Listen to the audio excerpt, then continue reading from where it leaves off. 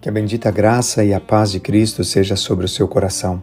Hoje estamos com muita alegria iniciando uma nova série de devocionais com o tema agora adoração.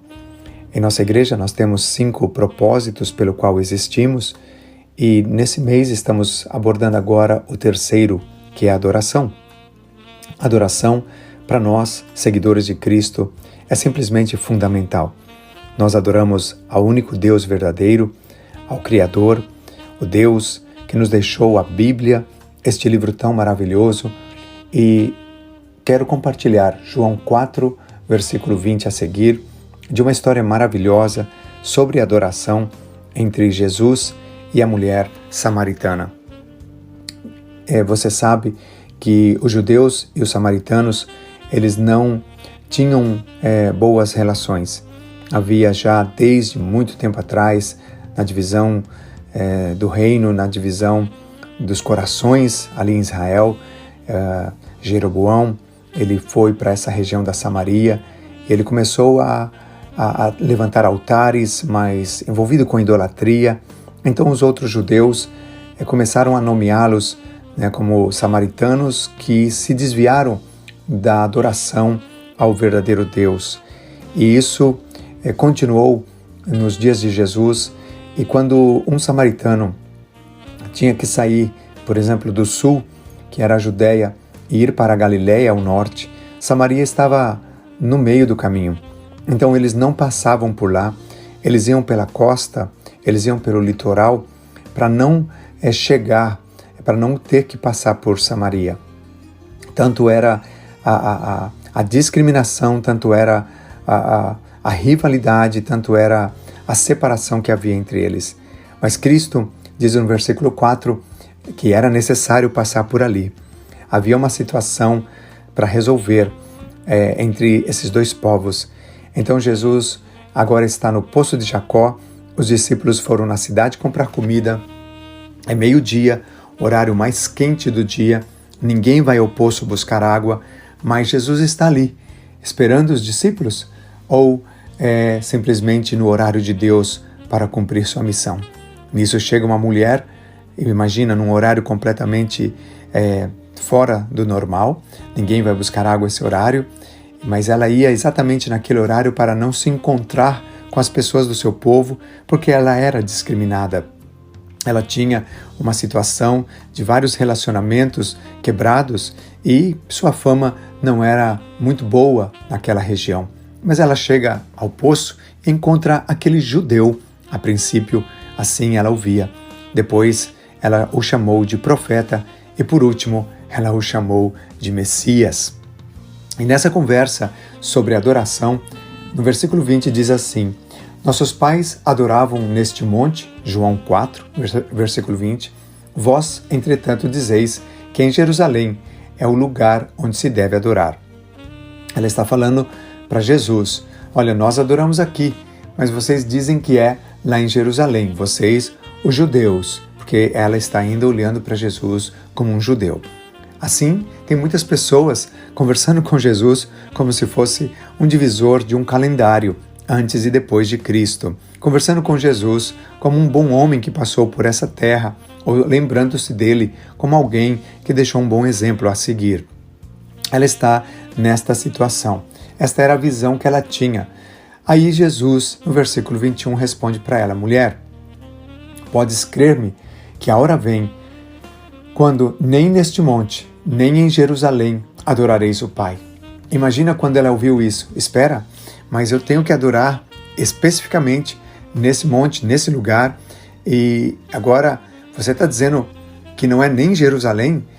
Parece que ele quebrou ali um paradigma muito forte na vida dessa mulher. Muitas vezes, quando falamos de adoração, muitas pessoas também, elas criam paradigmas, como por exemplo, eu tenho que ir ao que chamam a um templo, o que chamam de igreja. Isso não é certo biblicamente. Dizem, eu vou a uma igreja, eu vou na igreja e lá adoro a Deus no domingo. E tem que ser naquele lugar. Eu me visto com determinado tipo de roupa, meu linguajar muda e ali então eu canto e eu estou adorando a Deus e acabou. O resto da semana eu não estou lá, então é outro tipo de comportamento. Jesus aqui está quebrando esse paradigma de lugar específico. Ele não está dizendo que não precisamos de ter um lugar. Ele não está dizendo que, um quarto onde aquele é o meu cantinho de oração. John Wesley, na sua casa em Londres, se você for lá visitar a casa dele, onde ele morou, você vai encontrar numa das habitações da casa um lugar onde era o lugar de oração de John Wesley. E o chão, ele tem ele ali onde ele orava de joelhos, o chão, ele tem uma marca, ele está tem uma mudança ali, não está no mesmo nível, porque ali todos os dias John Wesley gastava horas de oração. Então não quer dizer que não precisamos de ter um lugar, ou especificamente eu gosto de orar aqui ou ali. Não, mas Jesus está dilatando, Jesus está abrindo para que a gente possa romper paradigmas religiosos, 4 paredes, conceitos que nós criamos, o que afeta em nossas vidas no viver diário. Então ele diz no verso 22, vocês adoram o que vocês não conhecem. Imagina como que pessoas podem adorar aquilo que elas não conhecem. Jesus não está falando de conhecimento intelectual, Jesus está falando de conhecimento de experiência, de descoberta, de realmente a pessoa poder examinar, olhar por si mesma, provar. Estão adorando aquilo que falaram que deve adorar, mas não têm o conhecimento. Aí Jesus diz, nós adoramos o que conhecemos, porque a salvação vem dos judeus, e isso é certo. Então, veja que interessante, pessoas estão adorando a deuses, mas elas não têm experiências com esses deuses. Por quê? Salmo 115 diz que eles têm olhos, mas eles não veem, eles têm ouvidos, mas não ouvem, eles têm boca, mas não falam, pés, mas não andam. Eles não podem fazer nada, mas essas pessoas estão adorando aquilo que elas não podem ter uma experiência no aspecto de uma resposta, porque são deuses falsos. Agora Jesus está dizendo, nós adoramos o que experimentamos. Nós temos provado do Criador, do Deus de Israel. Isso está muito correto. Aí no verso 23, ele fala do tempo.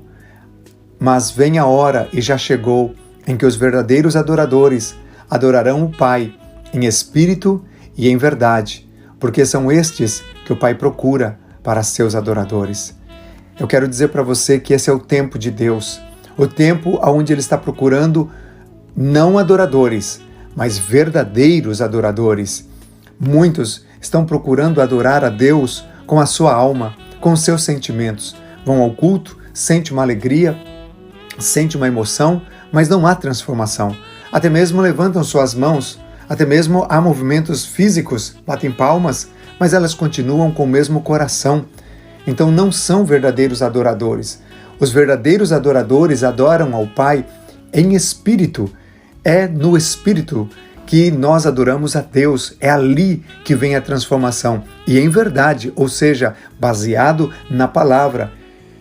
Quando a nossa adoração é em espírito e em verdade, a verdade da palavra, então ela vai penetrar como uma espada de 2 fios e vai chegar até a divisão da alma, como diz lá em Hebreus, da alma e do espírito. Então ela vai dizer para a alma, aquieta-te. Salmo 46, verso 10, aquieta-te e saiba que eu sou Deus. Outras passagens que diz, aquieta-te, alma minha, espera em Deus. Pedro disse, lance toda a ansiedade sobre Cristo, porque Ele tem cuidado de você. Então muitas pessoas hoje, nós vivemos, eu chamo na geração da alma, pessoas que vivem só pelo emocional, pelos sentimentos, mas Deus está procurando adoradores que adoram a Deus na palavra, e a palavra ela vai colocar a alma no lugar e vai libertar o espírito para adorar a Deus. Verso 24 diz, Deus é espírito e importa que os seus adoradores o adorem em espírito e em verdade. Aqui está o grande segredo. Andando no espírito adoraremos a Deus. Andando no Espírito, não vamos satisfazer os desejos da carne, como Paulo bem colocou lá em Gálatas. Meu irmão, minha irmã, guarda essa palavra no seu coração hoje, aqui de João, capítulo 4, versículo 20 ao 24. como palavra do Senhor nesse nosso primeiro devocional sobre adoração. Escute novamente, compartilhe com outras pessoas e que Deus abençoe o seu coração. Seja um verdadeiro adorador que adore a Deus em espírito e em verdade. Deus te abençoe.